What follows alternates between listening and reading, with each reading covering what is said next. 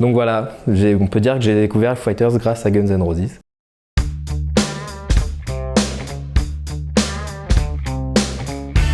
Salut, c'est Nico.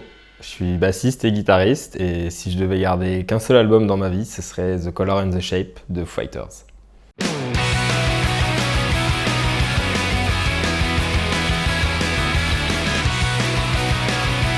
J'ai découvert cet album à l'âge de 14 ans. J'étais en Écosse, donc en 2010, et je cherchais à acheter Appetite for Destruction des Guns N' Roses.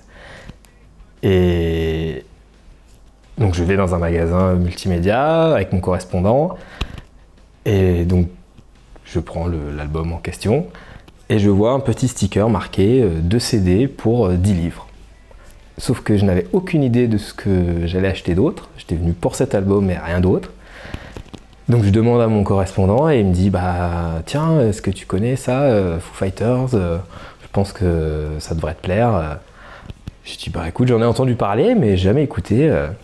Donc je prends ce CD. Donc c'était le Greatest Hits qui venait de sortir un an auparavant, je crois en 2009. Donc je rentre le soir, je rip les CD, j'écoute Appetite for Destruction. Je passe un bon moment, j'écoute le Greatest Hits des Foo Fighters, et là je prends une grosse claque, et en fait j'ai passé tout le reste du séjour à écouter celui-là, et le Guns N' Roses il est resté au placard quoi.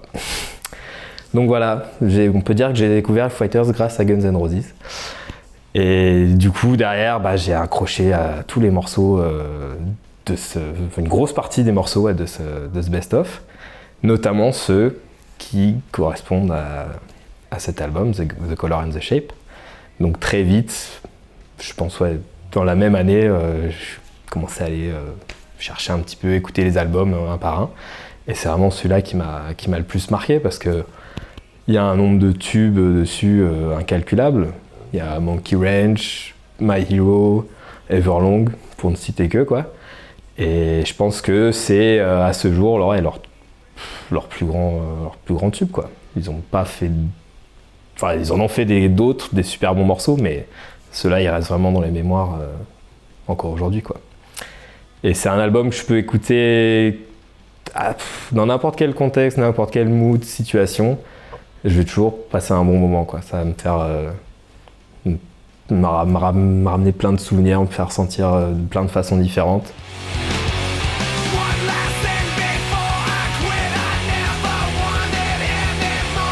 Un des événements les plus marquants par rapport à cet album, c'est mon premier tatouage que je me suis fait. Donc c'est le logo, le motif qu'on voit sur la pochette. C'était donc j'ai mis très longtemps, je savais que j'avais envie de me faire tatouer depuis déjà un moment. Et pour moi, c'était un peu une évidence de faire ce motif-là, parce que c'est vraiment un album qui m'a apporté beaucoup de choses. Je me rappelle, je passais mon temps à jouer les morceaux, quelques-uns des morceaux de l'album, notamment Everlong. Je passais des heures à le jouer en boucle dans ma chambre. Même des fois, mon père est rentré discrètement dans la chambre pendant que j'étais en train de jouer, sans que je le voie, et d'un coup, je le voyais et je continuais à jouer. Et moi, ce morceau m'a beaucoup marqué, cet album, au point que j'ai voulu l'ancrer sur moi à vie.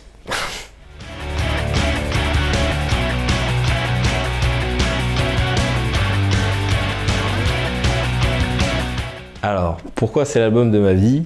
Pour plein de raisons. Déjà, la construction de l'album, je la trouve tellement bien faite, quoi, tellement bien pensée. Je l'aurais écouté tout à l'heure, pas plus tard que ce matin. Et c'est vrai que j'avais, là, pour le coup, plus attentivement, et je me suis rendu compte qu'il y a vraiment de belles dynamiques, quoi.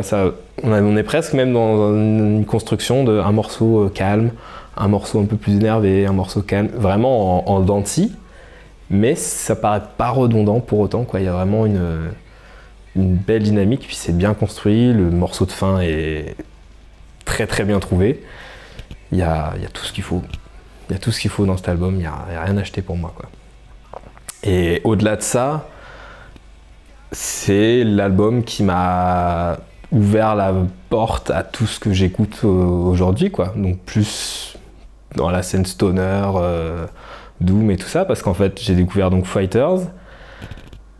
Derrière ça, je vois dans un magazine parler de Them Crooked Vultures, donc avec Dave Grohl à la batterie, qu'on ne cite plus, John Paul Jones à la basse, pareil qu'on ne cite plus, légendaire bassiste de Led Zeppelin, et Josh Homme, ou Josh Homme, je ne sais plus comment on le prononce exactement, à la guitare et au chant. Je me dis, qui est ce Josh Homme, quoi.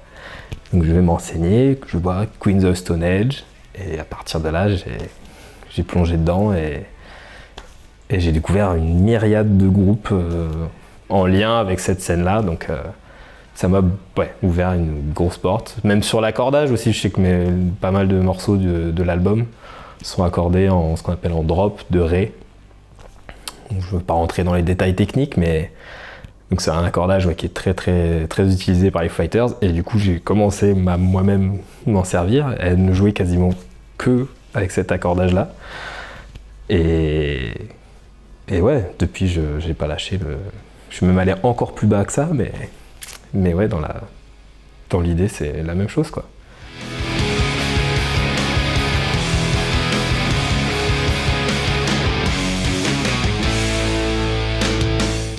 Alors, les 3 morceaux que je retiendrai de cet album, mes 3 coups de cœur.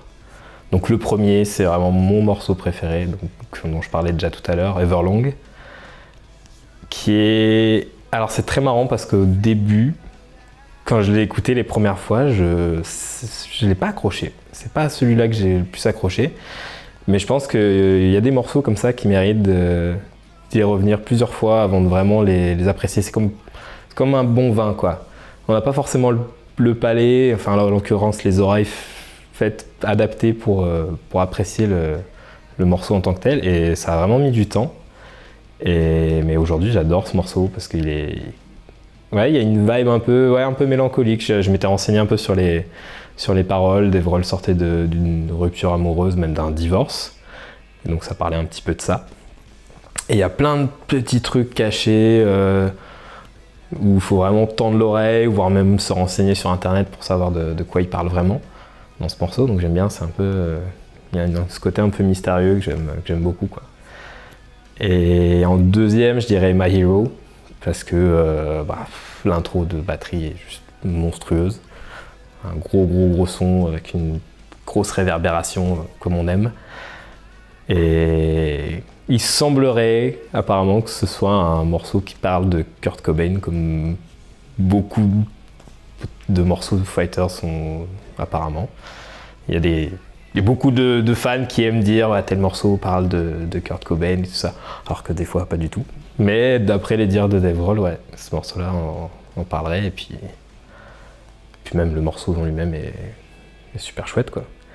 Et en dernier, non, pas Monkey Ranch, même si je l'aime beaucoup, c'est pas celui-là que je note, mais plutôt Hey Johnny Park, qui est un petit peu moins connu, qu'ils n'ont pas forcément plus l'habitude de jouer en concert, mais que je me souviens que la première fois que je l'ai entendu, j'ai vraiment accroché à ce morceau.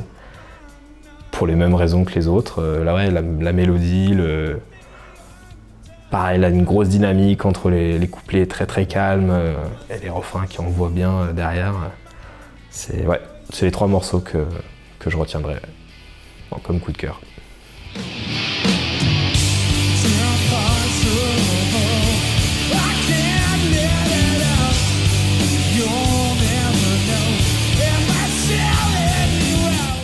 Pour parler un peu du groupe, c'est très marrant parce que ça fait du coup plus de 10 ans que je suis fan de ce groupe et je ne les ai encore jamais vus en concert. Et ce parce que les 3 dernières fois ils auraient dû passer en France, et bien je les ai ratés. Donc la fois où ils devaient passer en novembre 2015 à Lyon, annulé pour les raisons qu'on connaît tous. Et les 2 dernières fois pour cause de Covid. Voilà. Peut-être que la prochaine fois sera la bonne, hein. On ne dit jamais 203, mais peut-être que la 4e, on va y arriver, quoi. Mais je voulais faire aussi une petite mention spéciale à 2 autres albums que j'aime beaucoup. Donc c'est Wasting Light, qui est sorti en 2011, si je me trompe pas. Et Sonic Highways, qui est sorti 4-5 ans après, je crois. Donc, pareil, 2 super albums de Fighters, mais bon, que je porte dans mon cœur, mais qui font pas le poids face à The Color and the Shape.